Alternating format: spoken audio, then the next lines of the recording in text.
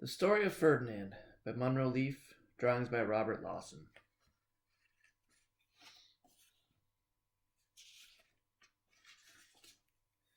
Once upon a time in Spain, there was a little bull, and his name was Ferdinand.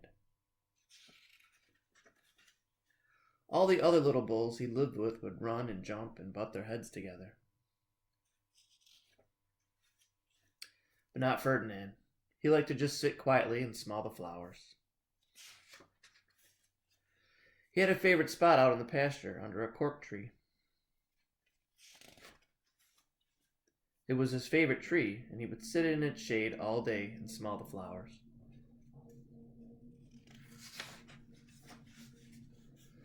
Sometimes his mother, who was a cow, would worry about him.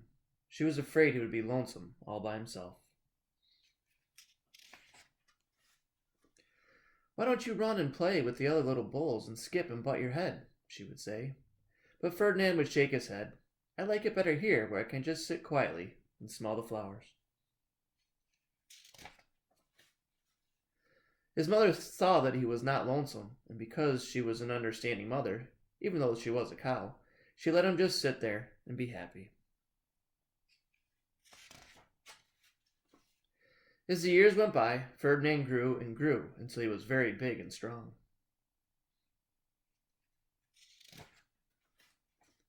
All the other bulls who had grown up with him in the same pasture would fight each other all day. They would butt each other and stick each other with their horns. What they wanted most of all was to be picked to fight at the bullfights in Madrid. But not Ferdinand. He still liked to sit just quietly under the cork tree and smell the flowers. One day, 5 men came in very funny hats to pick the biggest, fastest, roughest bull to fight in the bullfights in Madrid.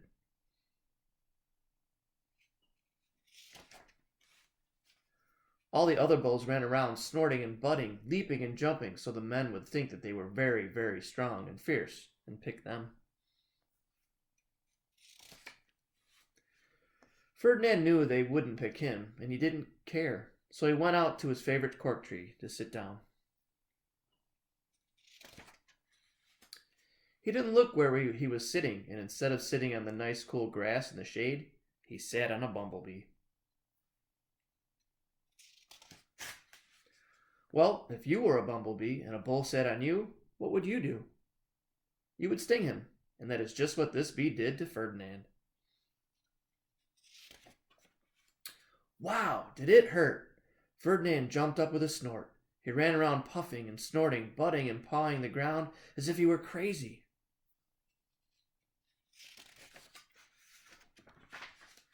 The 5 men saw him, and they all shouted with joy.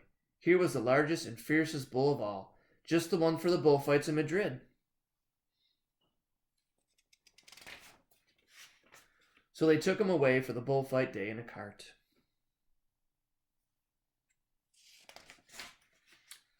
What a day it was! Flags were flying, bands were playing,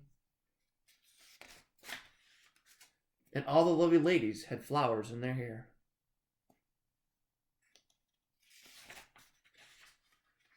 They had a parade into the bull ring. First came the bandoleros with long sharp pins with ribbons on them to stick in the bull and make him mad. Next came the picadoras, who rode skinny horses, and they had long spears to stick in the bull and make him madder. Then came the matador, the proudest of all. He thought he was very handsome and bowed to the ladies.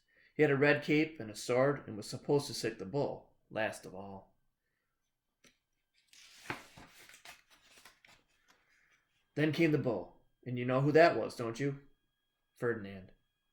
They called him Ferdinand the Fierce, and all the bandoleros were afraid of him, and the picadoras were afraid of him, and the matador was scared stiff.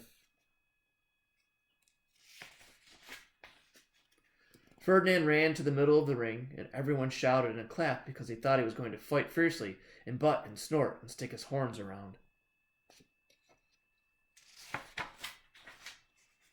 But not Ferdinand.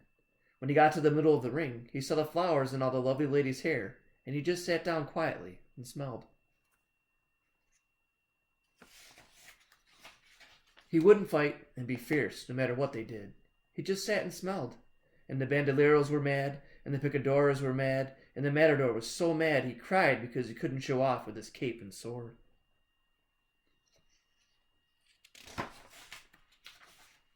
So they had to take Ferdinand home.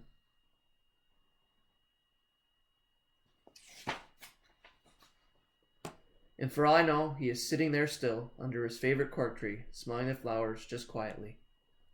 And he is very happy.